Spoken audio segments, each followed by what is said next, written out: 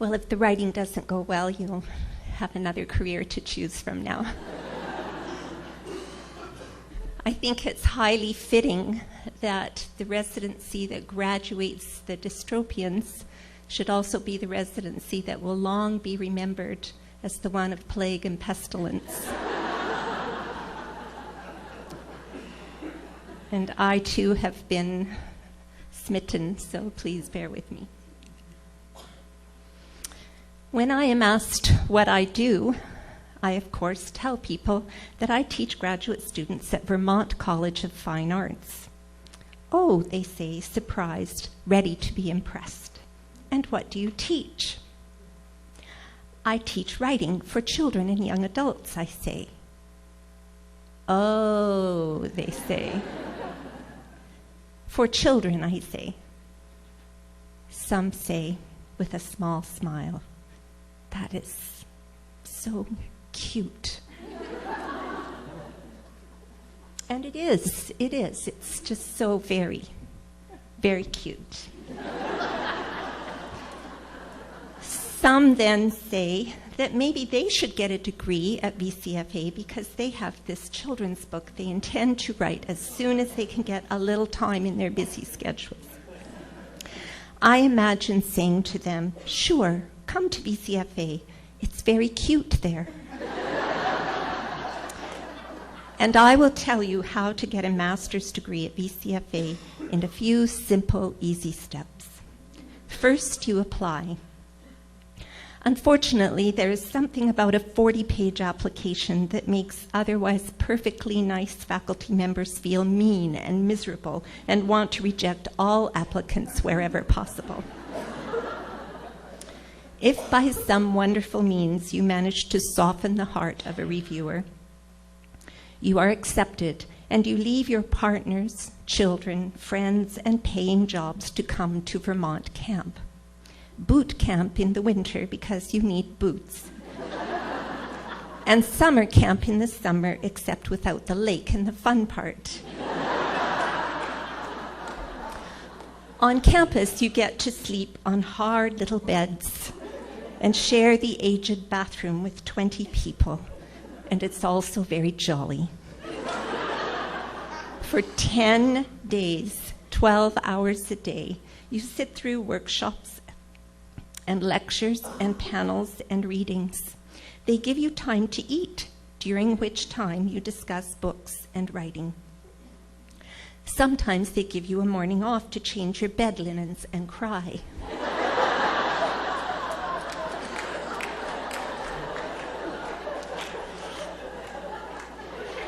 Workshops are easy. In workshop, people tell you in the most academic, sophisticated, and precise terms why you, as a writer, suck. Last residency, Matt de la Pena told us that if he were hit by a truck and his body were lying in pieces on the road, his father would find his face and say, "Don't cry." At WCYA, after your story has been workshopped and you are lying in pieces all over the road, your advisors will find your face, which will be encouraged to say, "Thank you, that was so helpful." You learn so much every day. It's a bit like drinking from a fire hose. You learn and take copious notes and experience revelation after revelation, and yet, somehow, when you sit down to your writing, you can't for the life of you figure out what all that knowledge has to do with the blank page in front of you. All your life you have been told you should write, that you have a talent, but you get to WCYA and you question your abilities, your stamina, your ideas, your dreams. And your new advisors reassure you that this is the natural state of a writer. Get used to it. When you get home from residency, your family and friends will want to know if you had a really fun time and how much of Vermont you got to see. And when will your work of genius see publication? Your children make it clear that you owe them big time for being away from them so much, and the people at work have been saving up 2 weeks' worth of work for when you get back from your cute little vacation. Now the really easy part begins. Packets. Packets are easy. Over the course of your degree, you will read several hundred books with an analytical eye, studying each book for technique and determining what the writer has done and why and what worked and didn't. And you will tell us what you have seen in your reading, and you will do this in perfect MLA style. You will forget what it feels like to read for enjoyment. You will no longer read, "In a hole in the ground there lived a hobbit." As a VCFA grad, you will read third person, distant, possibly omniscient, setting / world building, could be a symbol of the womb, and does this hint at the central question or theme of the work? You will write essays for your packets. You will write 15 to 20 essays. You will write them in a certain way. I quote from the VCFA website.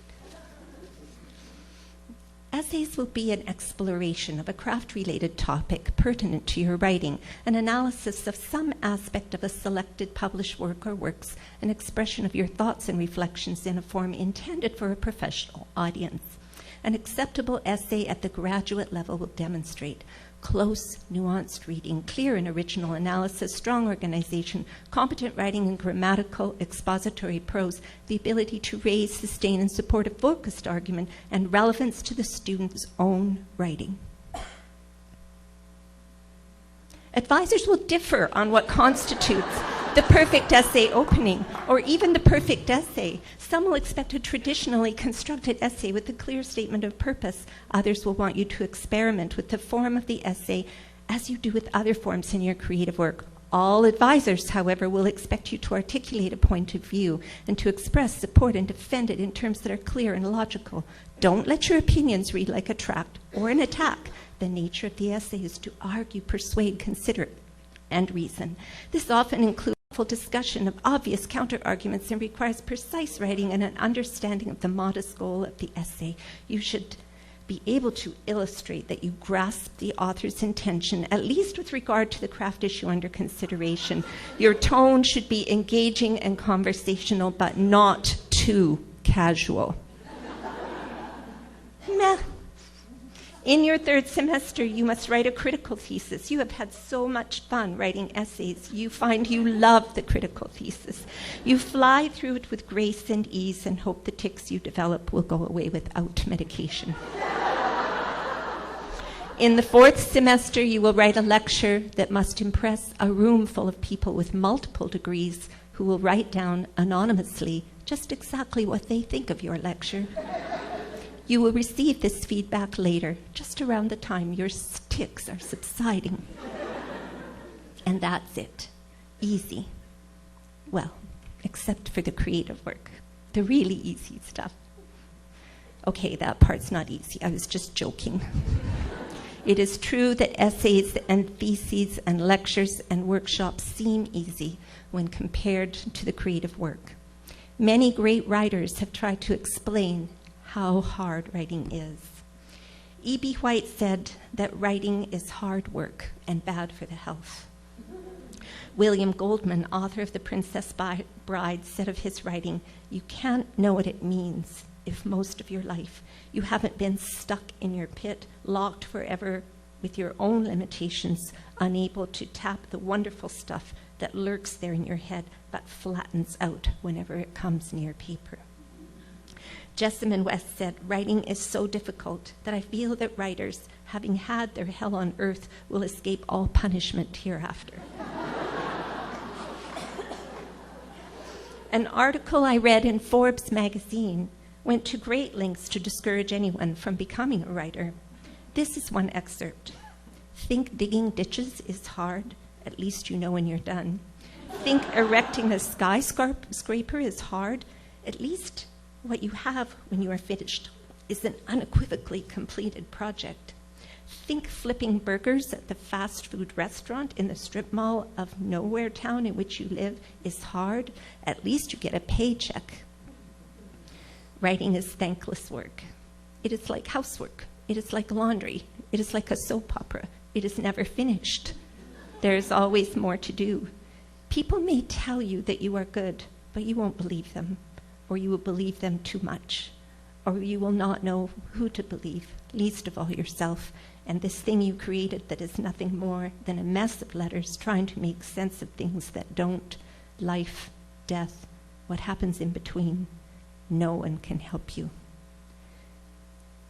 Those little revelations were from writers who had everything going for them. Some writers face real obstacles. In 1995, Jean-Dominique Bauby, editor-in-chief of French fashion magazine Elle, suffered a major stroke and slipped into a coma. He regained consciousness 2 days later, but his entire body, with the exception of his left eyelid, was paralyzed. Using only his lucid mind and one eye, he began working on his memoir, The Diving Bell and the Butterfly. Each night, he'd lie awake editing and re-editing the story in his mind, memorizing every paragraph as he hoped to relay it.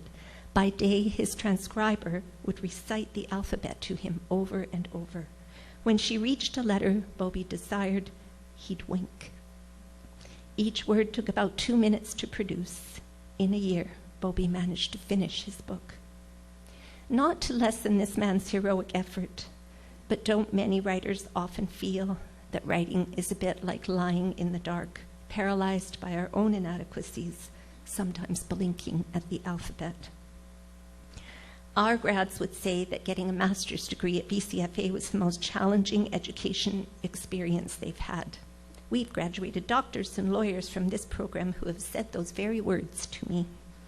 But our grads are used to doing the hard thing, even at times the impossible thing. Most of you grads didn't know how hard writing down your souls was going to be when you began. You mightn't have begun if you had known, but it's too late. You're writers now. You have had to make mistakes along the way in your journey to becoming an artist. You had to learn every rule, and then you had to bend them a little or break them entirely. You had to fail sometimes often, over a protracted period of time. Failure, you understand now, is part of becoming an artist. We have all understood William Faulkner when he said, "All of us failed to match our dreams of perfection, so I rate us on the basis of our splendid failure to do the impossible." As you grads go out into the world, it will be hard to do the work of revision. It will be hard sometimes to have faith in your work when it meets with rejection. It may be hard to summon the discipline needed to persist in times of discouragement. You will find it will be just as hard to write the second book as the first, and the third as the second.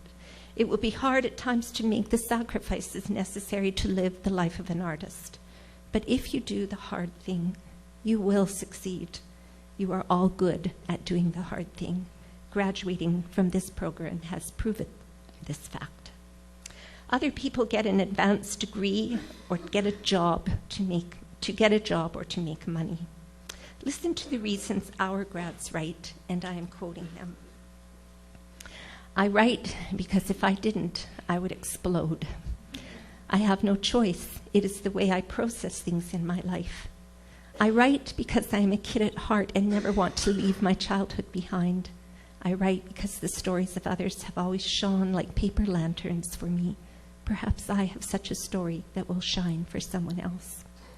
I write because it is the way I balance my soul, free it from the past, and connect with others. I write because it's the only way to compete with my very bizarre dreams. I write because the words are never not in my head, turning themselves into a story, even if it's the story of how scared I am that I don't have any more stories. I lose myself a lot. I write to find myself again, and I find myself in my characters.